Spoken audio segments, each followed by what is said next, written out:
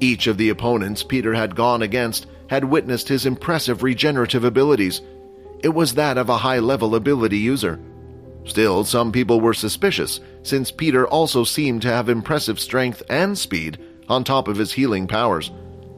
As the game had ended just outside the VR pod, Logan was finally waking up from his nap. As he slowly opened his eyes and looked around the room, he noticed that Peter wasn't there. Upon closer inspection of the room, he noticed that the VR pod indicator light was on, showing that someone was currently using the game. "Peter!" Logan said as he rushed over to the computer and immediately logged in. It was as he thought. Peter had not logged into the private server to play, but instead had logged into the military servers.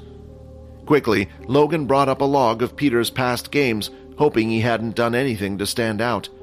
After watching the highlights of Peter's last game, a slight smile appeared on his face.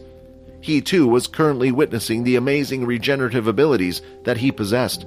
While joining the games, Peter hadn't selected any abilities, which meant the VR pod was able to record how Peter's body would react to such things in real life.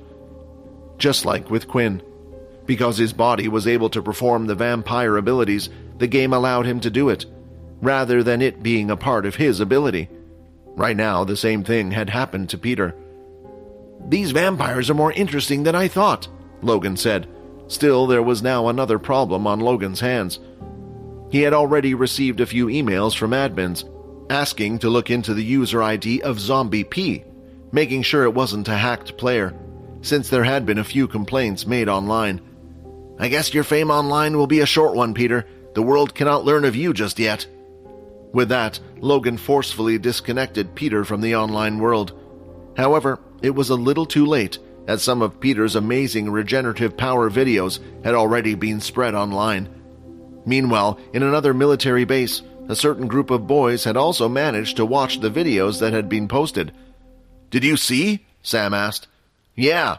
Looks like there will be a lot of interesting people at the intermilitary base event," Nate replied with a big smile. Inside the training hall in one of the military bases, Nate and Sam were training. The second-year students had a lot more time compared to the other students. Hence, most of the time, second-year students would use their free time for practical training. They often went to other planets to support the base military in their endeavors. However, as of the moment, the second-year students were to remain at their bases for the time being, under the upcoming interbase military event.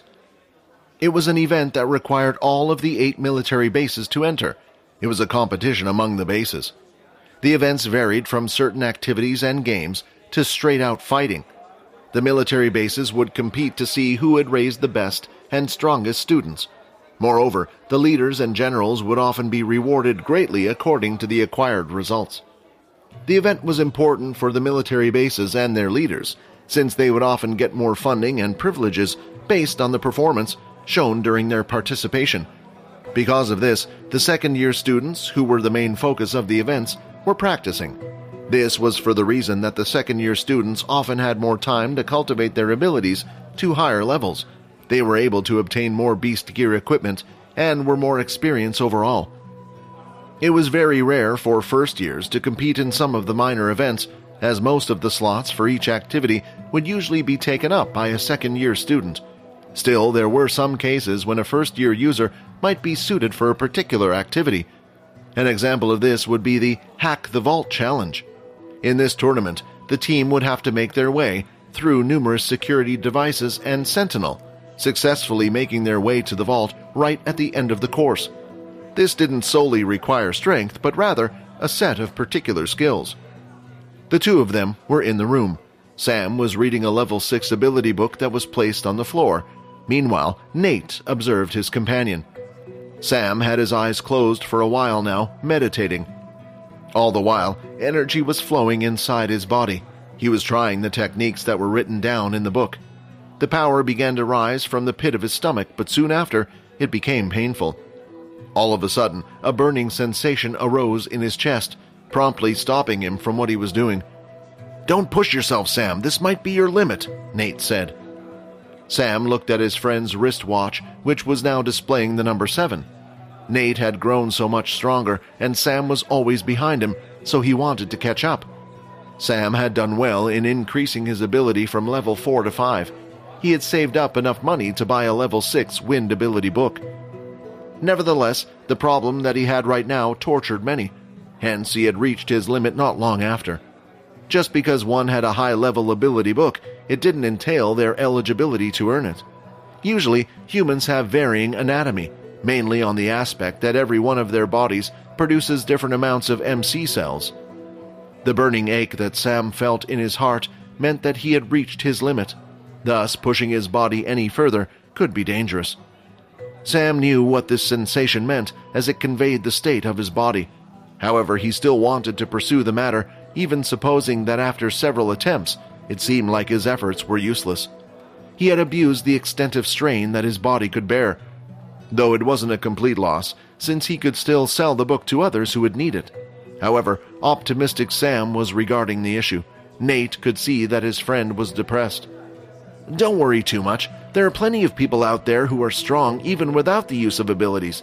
Look at that Pure group, for example," Nate said with a cheery tone in his voice, trying to ease Sam's worries.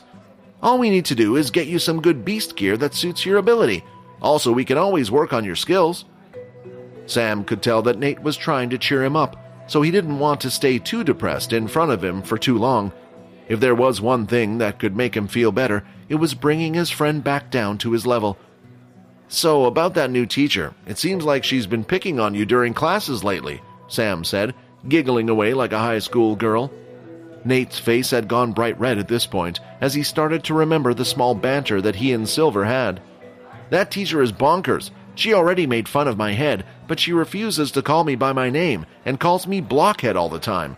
I even decided to shave the corners of my beautiful hair because of her. I also heard about how one of the other teachers confessed to her. The next day, he came into school with a black eye," Sam replied as he looked at his friend's new haircut. "I always wondered why you purposely matched up to your hair with your face's jawline. I think this rounded look is a lot better for you," Sam replied. "You mean it?" Nate said as he enthusiastically grabbed Sam's hands. "I haven't seen her today, so maybe she will like this new haircut of mine as well." "You poor soul," Sam said while shaking his head. "You don't even realize you're already in too deep." "I wonder where she is," Nate said, looking around the room. Meanwhile, inside the school's IT room, Silver was currently standing above one of the school's staff members. The reflection from the screen displayed that his eyes had a slight red tint to them, meaning that he was under Silver's control. Right now, she was searching for the school files regarding a student named Fex. So far, there were no results. It was expected, especially since, if she was in Fex's shoes, she would have never used her real name in the human world. Still, she would try it even if there was a slim chance. After searching the military base's school files, she asked the man to check the other military bases one by one, and to her surprise, she did get a hint about his existence. "Oh, you stupid little boy," Silver said out loud. The file was found, and it seemed like Fex had used his real name. The reason why she was unable to find him so far was because he was located at Military Base 2. Although this was good news for her, it wasn't long until the interbase military event, and she would be able to make her move to bring Fex home. "Hopefully you haven't caused too much trouble yet." Hi, Quinn here. Wondering what happens next? If you want to jump the queue and unleash all episodes, click on the link here and install the Pocket FM app.